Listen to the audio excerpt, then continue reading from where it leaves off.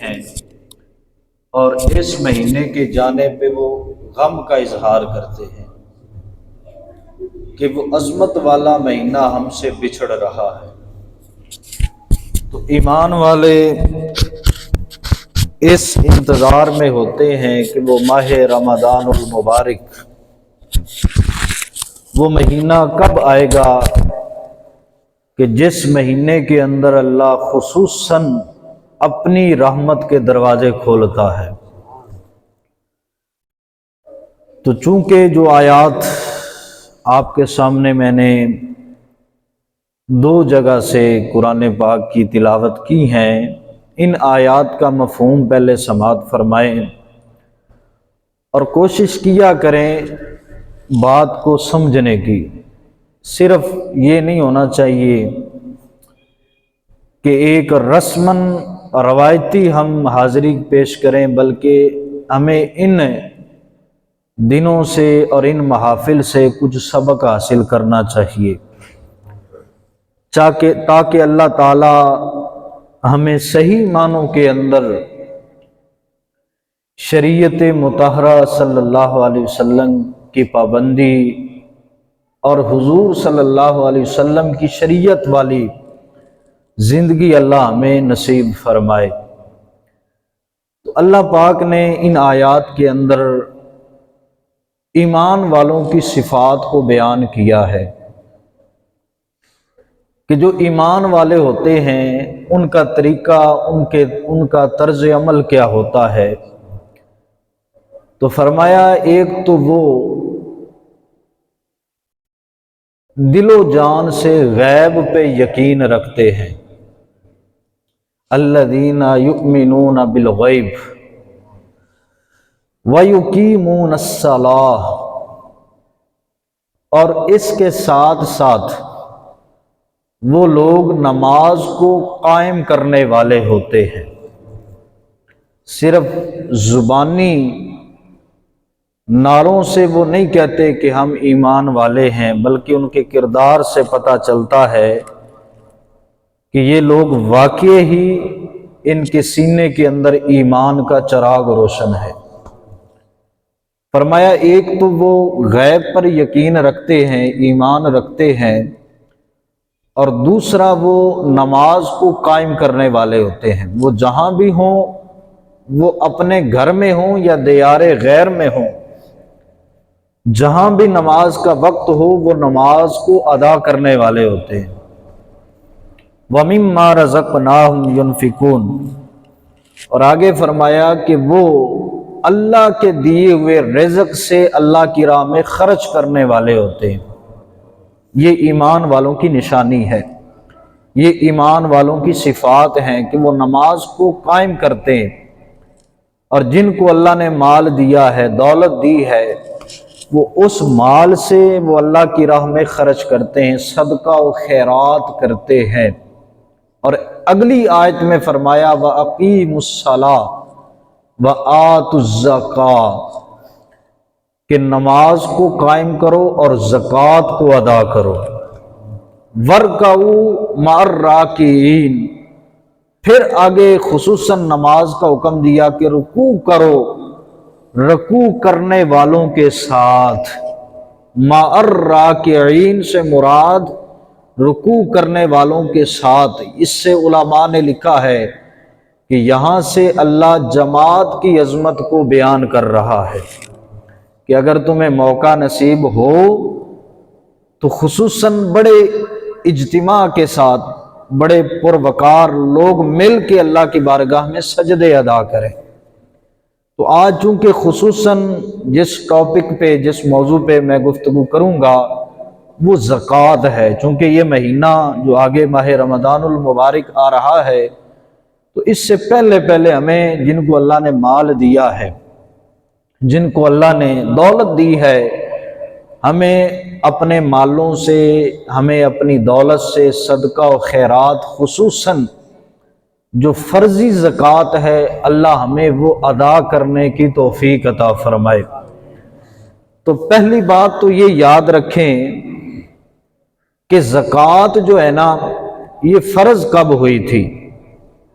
اس کے بارے میں تاریخ کی کتب کے اندر میں بھی لکھا ہوا ہے اور احادیث میں بھی آیا ہے کہ 2 ہجری میں زکوٰۃ فرض ہوئی تھی، 2 ہجری کے اندر، اور ارکان اسلام جو ارکان خمسہ ہیں وہ 5 ہیں، اسلام کے ارکان 5 ہیں۔ سب سے پہلا جو رکن ہے اسلام کا وہ ہے کلمہ طیبہ، کہ بندے کو یہ پتہ ہونا چاہیے کہ اسلام کے ارکان کون سے ہیں، اور پہلا جو ضروری رکن ہے جس کے بغیر بندہ مومن نہیں ہو سکتا وہ رکن کون سا ہے؟ تو فرمایا سب سے پہلا اسلام کا جو رکن ہے وہ کلمہ طیبہ ہے، لا الہ الا اللہ محمد الرسول اللہ صلی اللہ علیہ وسلم۔ اور دوسرا رکن ہے نماز۔ یہ اسلام کے 2 رکن ہو گئے۔ اور تیسرا جو اسلام کا رکن ہے وہ ہے روزہ، اور چوتھا اسلام کا جو رکن ہے وہ ہے زکوٰۃ، اور 5واں جو سب سے آخری اسلام کے ارکان میں سے رکن ہے وہ ہے حج۔ تو یہ 5 ارکان ہیں جنہیں ارکان خمسہ بھی کہتے ہیں اور اردو کے اندر اسلام کے ارکان کہتے ہیں۔ تو یہ ہر مومن کو، ہر ایمان والے کو پتہ ہونا چاہیے کہ اسلام کے رکن کتنے ہیں اور کون کون سے ہیں، اور پھر ان کی اب عظمت کیا ہے، ان اسلام کی ارکان کی شان کیا ہے۔ حضرت عبداللہ ابن عمر رضی اللہ تعالی عنہ، یہ حضرت عمر کے صاحبزادے ہیں، تو یہ روایت کرتے ہیں کہ حضور صلی اللہ علیہ وسلم نے ارشاد فرمایا کہ بنی الاسلام خمس، کہ اسلام کی جو بنیاد ہے نا وہ 5 چیزوں پہ ہے۔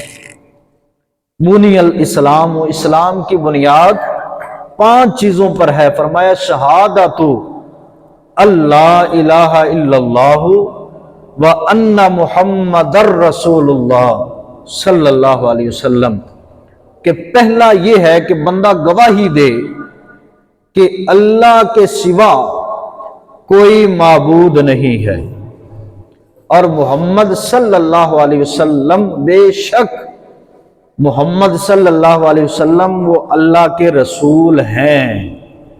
یہ ان چیزوں کی گواہی دے۔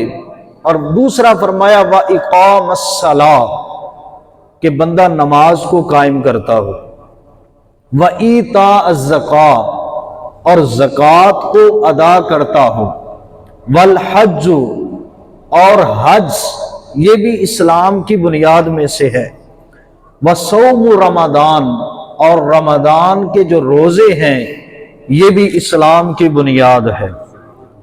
یہ اسلام کی بنیاد ہے جنہیں اللہ نے توفیق دی ہے۔ بعض لوگ کیا کرتے ہیں، سارا سال تندرست رہتے ہیں، رمضان میں آ کے کہتے ہیں جی ہم بیمار ہیں۔ یہ ایسا نہیں ہونا چاہیے، بلکہ میں آگے عرض کروں گا کہ اسلام جو روزے ہیں ان کی برکتیں کیا ہیں۔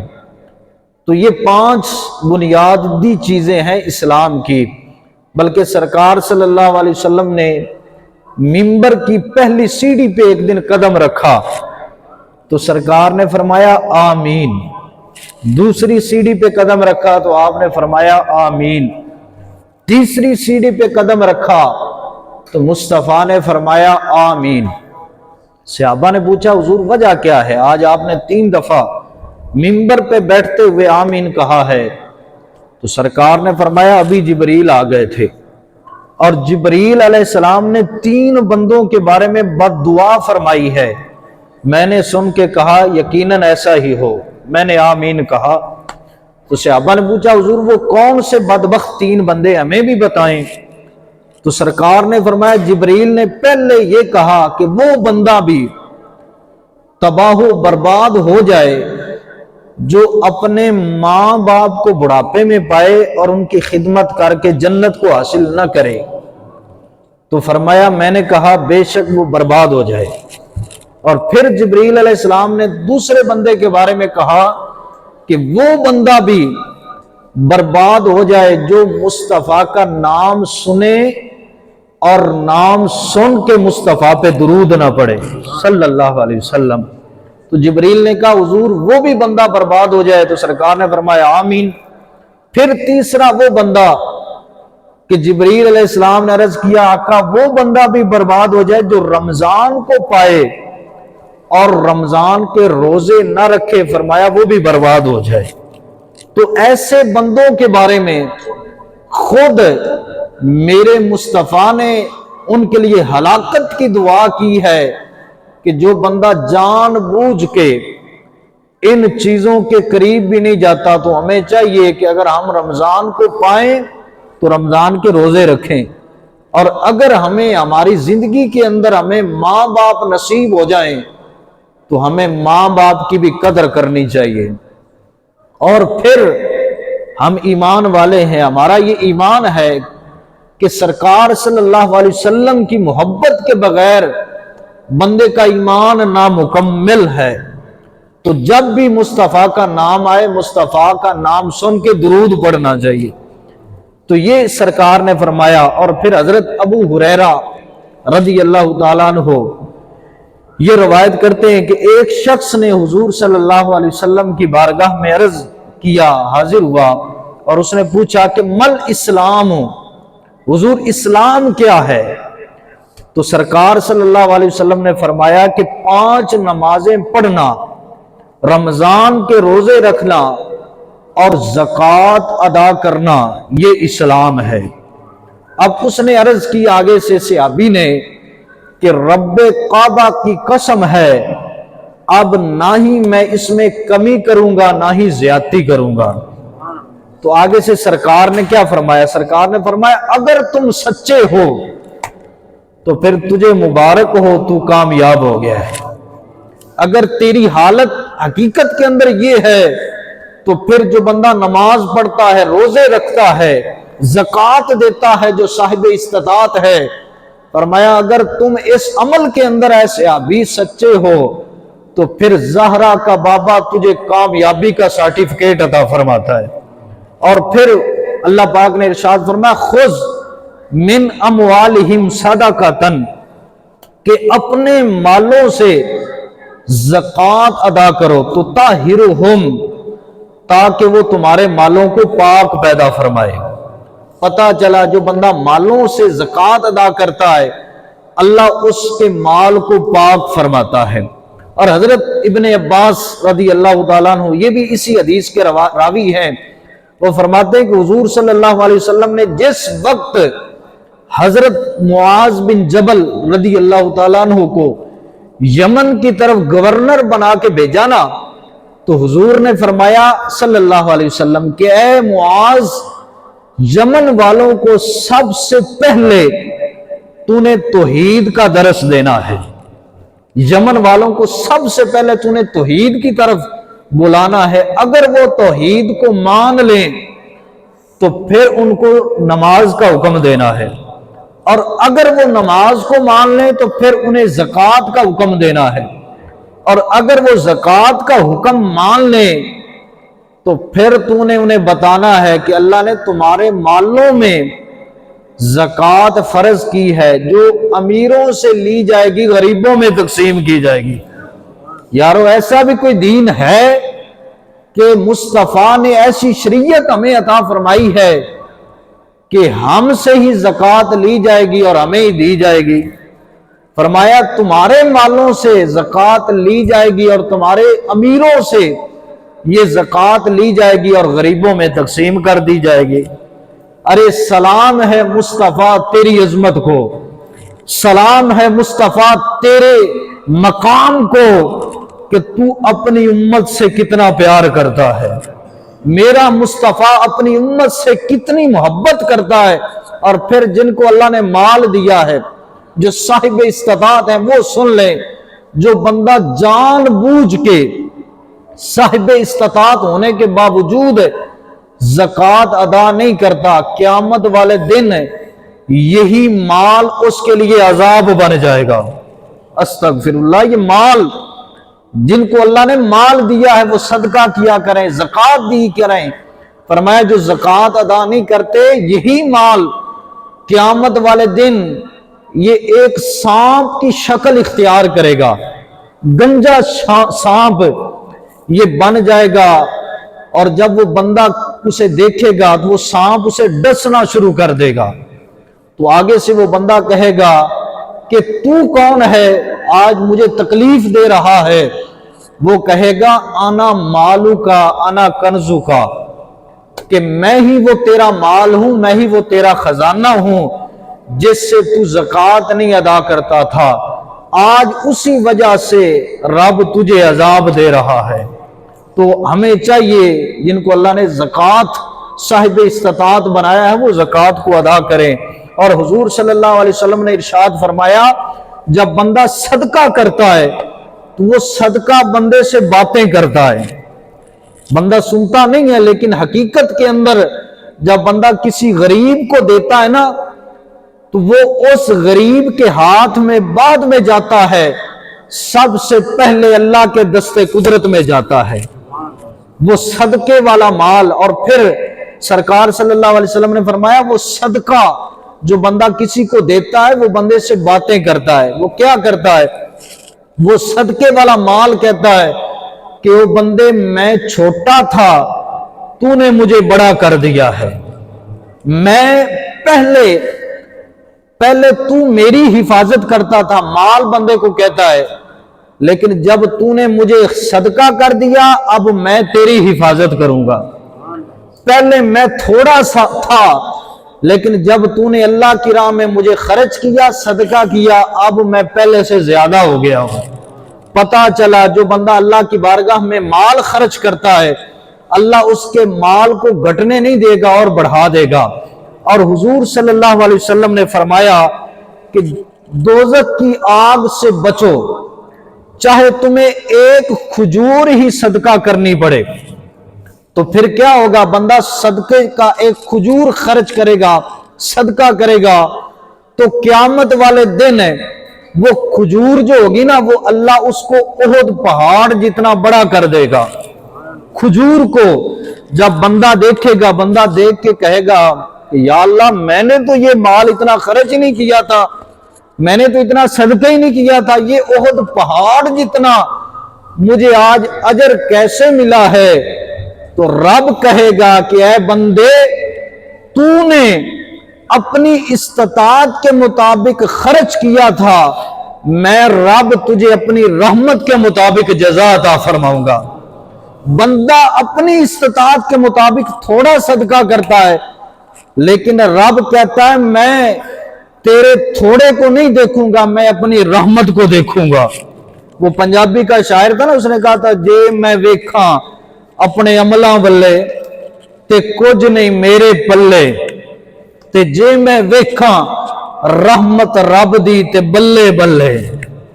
ये है। और हजरत अनस बिन मालिक रदी अल्लाह तआला अन्हु रवायत करते हैं कि अल्लाह पाक ने जिस वक्त इस जमीन को पैदा फरमाया तो जमीन ने हरकत करना शुरू कर दी। तो फिर अल्लाह पाक ने इस जमीन के अंदर पहाड़ों को गाड़ दिया। जब पहाड़ों को बनाया तो अब फरिश्तों ने जब देखा पहाड़ों को, तो उन्होंने हैरान होकर पूछा कि या अल्लाह, क्या तेरी मखलूक के अंदर कोई पहाड़ों से भी सख्त चीज है? तो आगे से अल्लाह ने फरमाया, हाँ, पहाड़ों से सख्त लोहा है। फिर फरिश्तों ने पूछा, या अल्लाह, क्या कोई लोहे से भी सख्त चीज है तेरी मखलूक के अंदर? तो आगे से अल्लाह ने फरमाया, हाँ, लोहे से सख्त चीज आग है। फिर फरिश्तों ने पूछा, या अल्लाह, क्या कोई आग से भी सख्त चीज है? तो अल्लाह ने आगे से फरमाया, हाँ, आग से सख्त चीज पानी है। फिर फरिश्तों ने पूछा, या अल्लाह, क्या तेरी मखलूक के अंदर कोई पानी से भी सख्त चीज है? तो अल्लाह ने फरमाया, हाँ, पानी से सख्त चीज हवा है। फिर फरिश्तों ने कहा, या अल्लाह, क्या कोई तेरी मखलूक के अंदर इन सारी चीजों से भी सख्त चीज है? تو آگے سے اللہ نے فرمایا ہاں فرشتوں ان سب چیزوں سے سخت چیز ایک ہے، فرمایا وہ اللہ کی راہ میں صدقہ کرنا ہے۔ دیکھیں صدقہ کتنی بڑی چیز ہے، فرمایا لوہے سے بھی سخت چیز، پہاڑوں سے بھی سخت چیز، پانی سے بھی سخت چیز، آگ سے بھی سخت چیز اگر کوئی دیکھنا چاہتا ہے وہ اللہ کی راہ میں بندہ صدقہ کرے، وہ اس سب سے زیادہ اوپر والی چیز ہے۔ نعرہ تکبیر، اللہ اکبر، نعرہ رسالت، یا رسول اللہ، نعرہ تحقیق، حق جانی، نعرہ حیدری۔ یا علی۔ صحابہ کا عشق دیکھیں، ایک دن سرکار صلی اللہ علیہ وسلم نے فرمایا کہ صحابہ اپنے مالوں سے نا صدقہ کیا کرو۔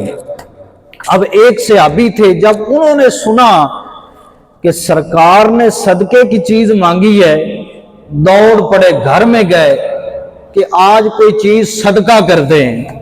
گھر میں گئے، بیوی سے پوچھا کہ کوئی چیز ہے جو صدقہ کریں؟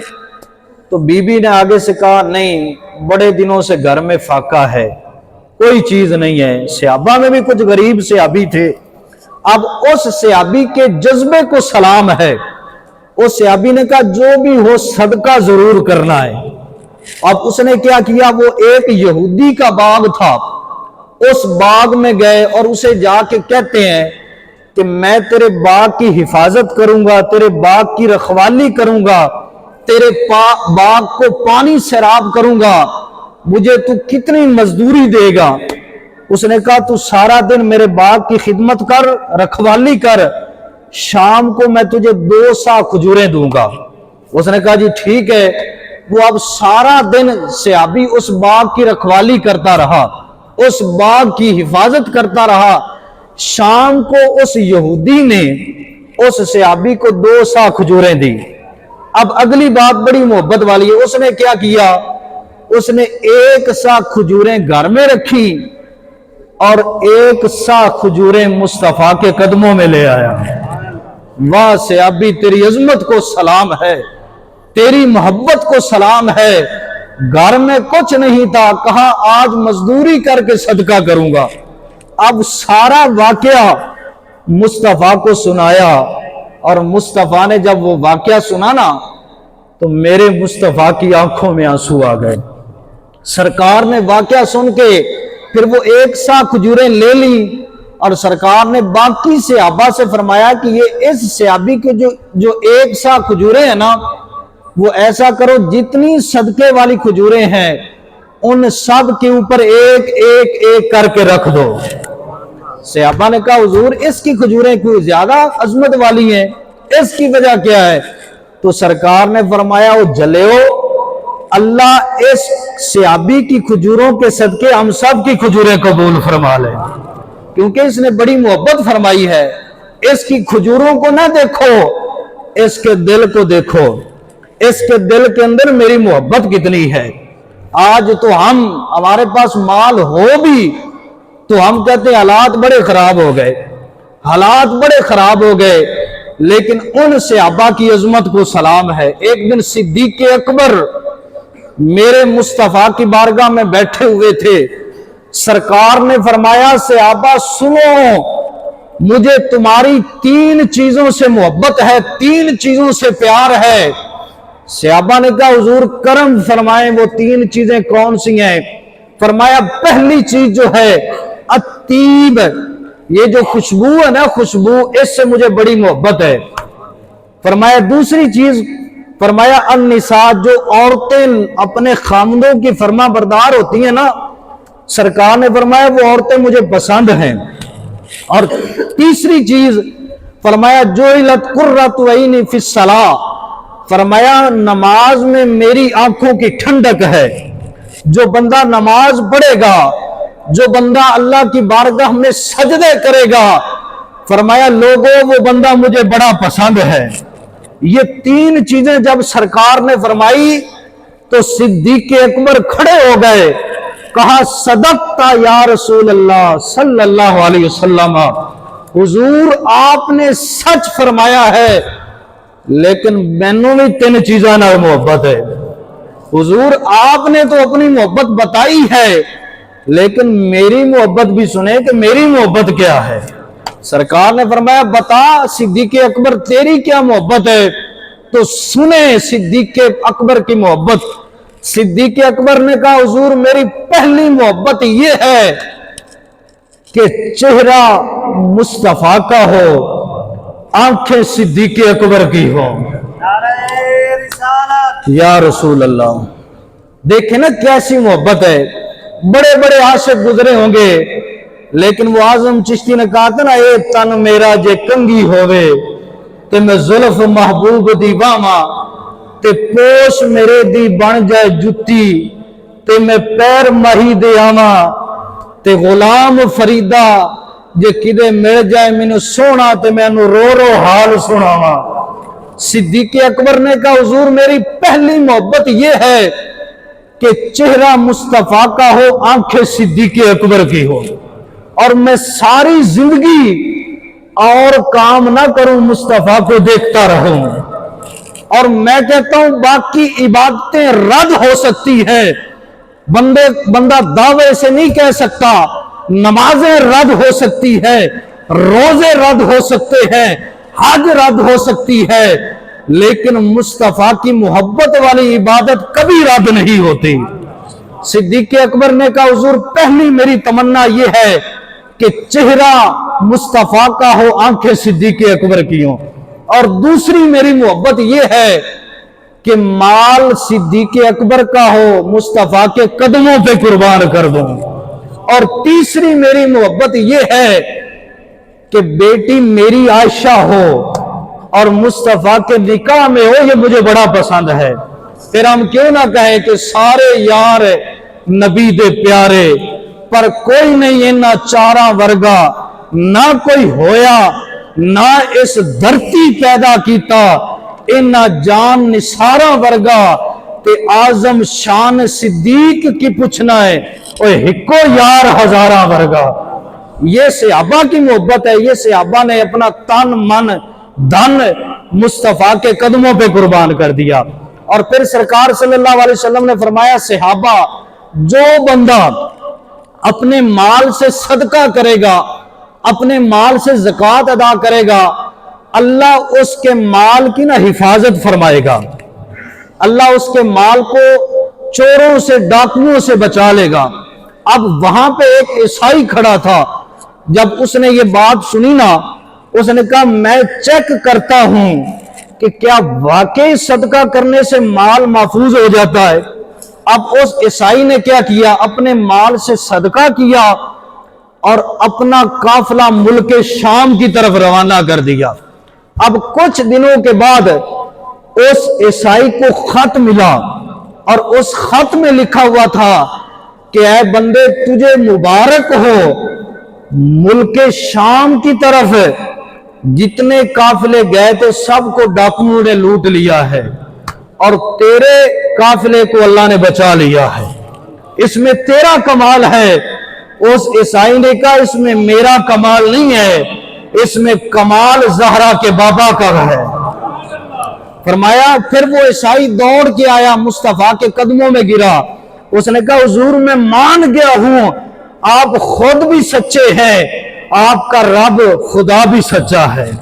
اور پھر اس عیسائی نے کلمہ پڑھا تو پتا چلا، آج بندے کہتے ہیں نا ہمارے مال زکوٰۃ دینے نہ دینے سے کئی بہانے کرتے ہیں، حالات خراب ہو گئے، لیکن میرا یہ آپ کو پیغام ہے، جو بندہ یہ چاہتا ہے اللہ میرے مال میں برکت دے، اللہ میرے مال کی حفاظت کرے، تو اس بندے کو چاہیے کہ وہ اپنے مال سے زکوٰۃ ادا کرے، اپنے مال سے صدقہ دے۔ جو بندہ مال سے زکوٰۃ دیتا ہے پھر اسے اللہ کیا اجر دیتا ہے؟ اللہ نے قیامت والے دن، یہ حدیث پاک ہے، اللہ فرمائے گا جو اللہ کی راہ میں صدقہ دیتا ہے قیامت والے دن رب اسے اپنے عرش کا سایہ عطا فرمائے گا۔ یہ حدیث پاک کا مفہوم ہے۔ اور پھر یہ آج اگر ہم اپنے مال سے زکوٰۃ دیں، اپنے مالوں سے صدقہ دیں، تو معاشرے سے غربت ختم ہو سکتی ہے۔ یہ جو وڈیرے لوگ ہیں نا، جگیردار، جن کو اللہ نے مال دیا ہے، جو صاحب استطاعت ہیں، آج بھی اگر اپنے مالوں سے زکوٰۃ دیں گے، اپنے مالوں سے صدقہ دیں گے، میں کہتا ہوں معاشرے سے بے حیائی ختم ہو سکتی ہے اگر ہم صدقہ دیں۔ وہ ایک بنی اسرائیل کے اندر ایک بندہ تھا جس کا نام تھا کفل۔ یہ کوئی شریف بندہ نہیں تھا کفل، یہ بہت بڑا بدمعاش تھا، اور بڑا بدمعاش تھا، اور اتنا بدمعاش تھا، اس کو اتنی دولت اس کے پاس تھی کہ ہر رات یہ ہر عورت کے ساتھ زنا کرتا تھا، اتنا یہ بدمعاش تھا۔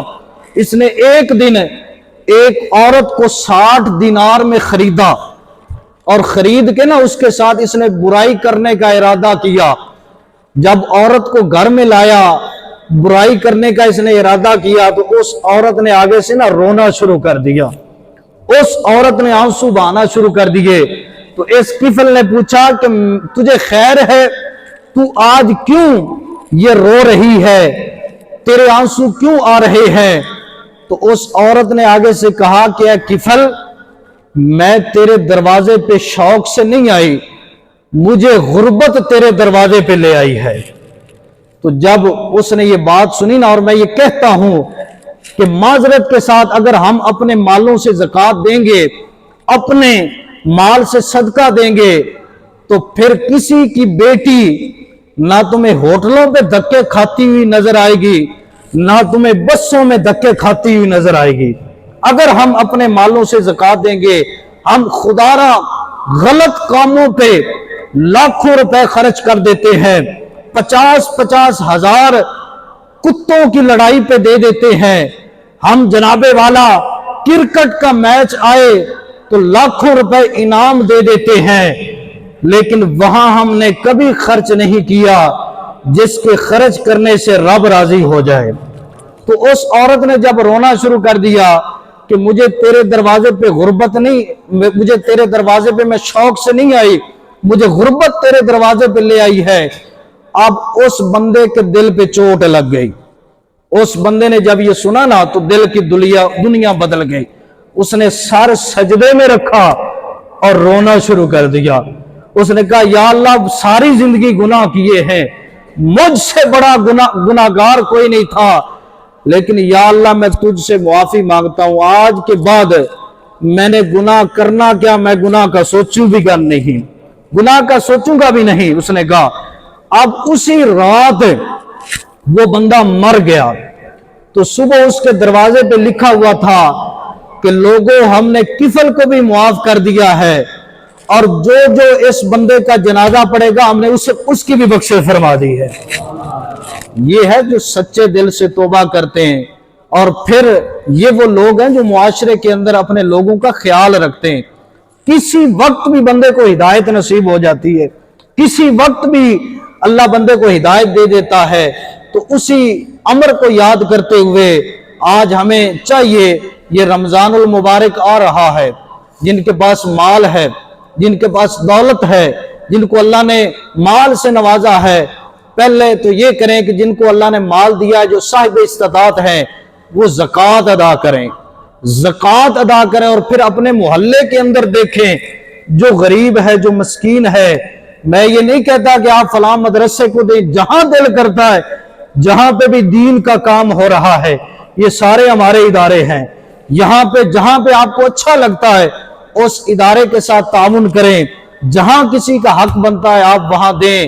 لیکن اگر ہم ایمانداری کے ساتھ جو مالدار ہیں زکوٰۃ ادا کریں تو معاشرے سے غربت یقیناً ختم ہو سکتی ہے، معاشرے سے بے حیائی ختم ہو سکتی ہے۔ اللہ پاک ہمیں اپنے مالوں سے صدقہ و زکوٰۃ ادا کرنے کی توفیق عطا فرمائے۔ وآخر دعوانا ان الحمدللہ رب العالمین۔